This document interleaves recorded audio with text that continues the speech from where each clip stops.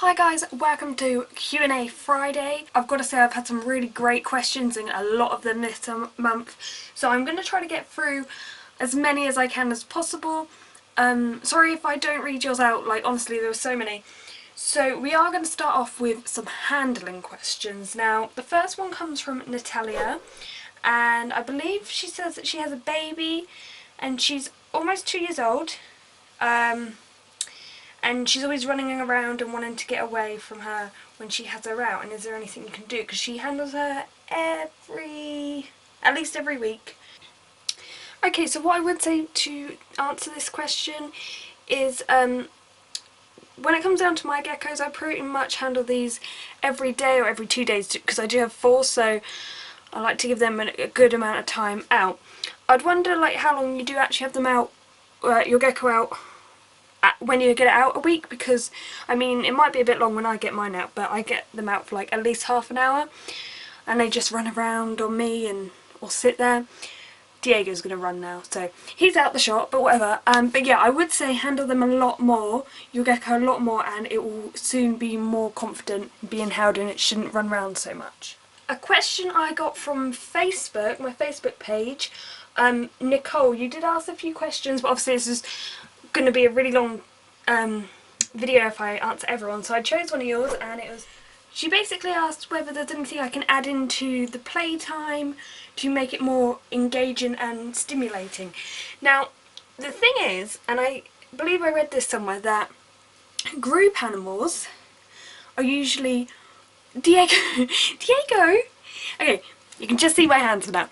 Group animals are usually more intelligent and they need more stimulation and stuff, whereas solitary animals like leopard geckos are technically solitary animals, they don't so much.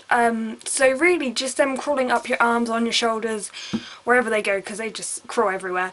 I think that's really enough. I mean, they seem to enjoy it. The next question also comes from Facebook. It's from Jack, and he says, does giving your gecko a bath benefit it in any way except from helping with shedding?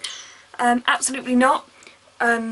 Shedding's literally the only reason I would do this, and actually there is another reason.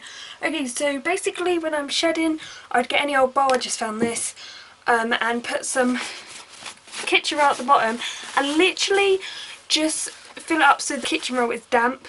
Don't put them in like deep water, it's just stupid, they can't swim. They might wiggle, but that's more, that isn't a fun thing for them, and it will stress them out, and stress actually can be fatal. Another reason I've seen people actually bath them is if they're not going to the loo, and just having slightly warm water, not boiling hot, but slightly warm water around their bellies apparently can help them with their movements, but that would be the only reason. I wouldn't put it in there for a leisure purpose. They don't like swimming. Okay, this next question is a YouTube one. It's from Lindsay, and it says, I got my gecko 2 days ago. So far he isn't eating. When is it normal for them to start eating? I have a bowl of live crickets in his terrarium. I never really put crickets in bowls. They just sort of run around, and that sort of captures your gecko's attention. They have to be like alive. Some geckos will literally just flicker their tongue, and if they can smell the cricket, even if it's not moving, they go for it. But if it is moving, some of them need them to move and able to be attracted to them. It's totally normal for reptiles to go off food a little bit. Don't worry too much unless they're starting to get really skinny and you're really worried. Some animals, like my guinea pig, will literally squeak at me so much if I don't feed him on time. So he has to be fed every day, whereas reptiles, they're pretty resilient to things, and you have to think, in the wild they wouldn't get food every single day. So just let it get at its own pace, especially where it's new environment. It takes a little bit of time. Don't worry too much. What I did though is when I first got my geckos, I would put them a cricket in and let them eat it, cricket in, let them eat it, and maybe do like 5 and push it to 8 if they can do 8. If they just do 3, that's still positive. But I didn't tend to leave them in there too much because I wanted to see that they're eating them, so maybe take them out and just do it one at a time and keep an eye and see how they're doing. This next question is kind of about eating. It's from Leopard. I don't know if that's how you pronounce it, but that's how I'm going to. It's basically the feeding ritual is getting all the caves and tank accessories out of the tank, clean the tank a bit, feed the gecko inside in his own terrarium. Works great but takes some more time. Is this the best way to do it? What about feeding your gecko outside the terrarium? In some sort of big container, so where would you be the best place to feed your gecko? We're now looking at Gizmo's tank, which you can't really see. It isn't dark, but my camera's not really picking it up. I don't quite get why all the effort of taking everything out and cleaning it just to feed your gecko. Honestly, the best way to feed your gecko is to throw in the food. Mealworms are a pain, so you'll need a bowl for them because they just get under the substrate. And crickets, I normally put them in the warm end, so that's normally where my gecko is. And they just usually eat most of them there. Some will get away, but they do eventually get eaten. So, as for eating outside the terrarium, I've known my geckos, some of them will not take a piece of food outside their terrarium. It's a whole new environment. They just don't feel safe. As soon as you put them back in, they'll eat it, whereas other geckos will eat inside or out. They just don't mind. Corn Pie 1300 says, will red lights disturb your gecko's sleep?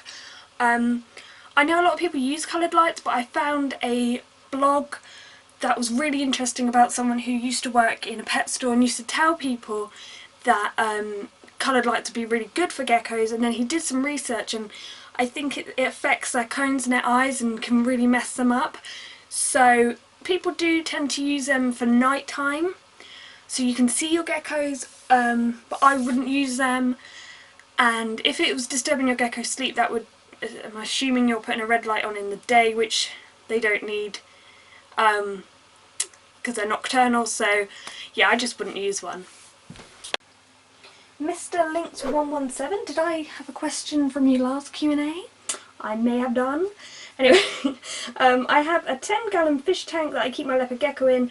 Would it be able to crawl out the side? Would it be able to crawl up the sides and get out?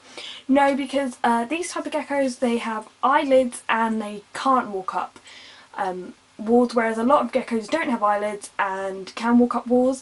I don't know if either of them are connected, but it's just a feature. Yeah, they can't walk up walls, but I would keep a lid just on top, maybe one of those screen lids, just in case for some reason something gets into your house and into the tank or something, just for the safety of your gecko, but it won't crawl out. Welsh Lizard Girl says, I know that Gizmo had the egg before, but do leopard geckos have to, well, do they have to mate to lay an egg, or do they lay their eggs on their own, basically not being involved with a male? Yeah, Gizmo's actually never been with a male, and she still laid her egg. I actually still think she may have another one to come out, it's just the way she's acting. A few years ago I did actually think she had an egg in her that she was going to lay.